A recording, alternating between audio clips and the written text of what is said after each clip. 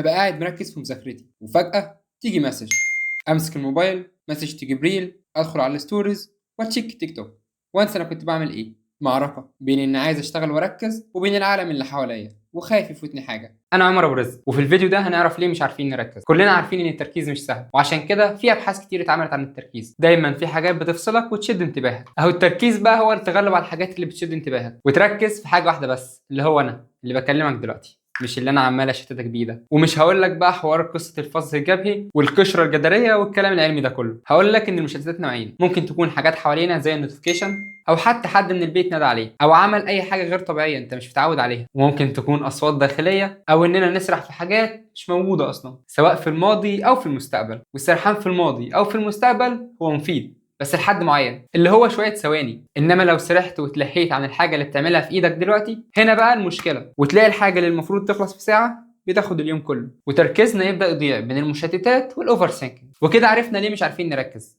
نيجي بقى للنقطه الاهم، ازاي نحل المشكله دي.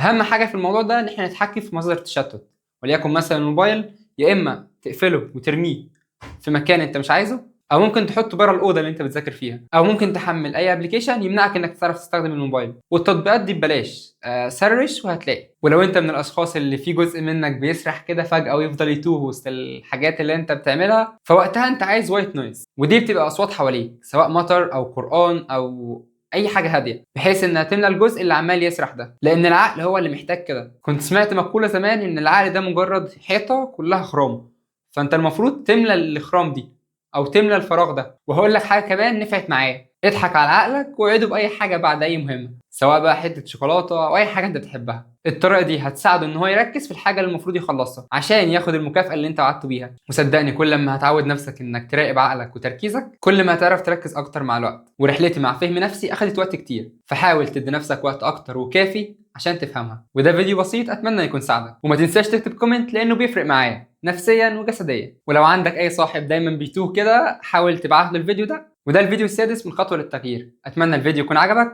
انا عمر ابو رزق وبتمنى لك التوفيق. دمتم بخير. سلام.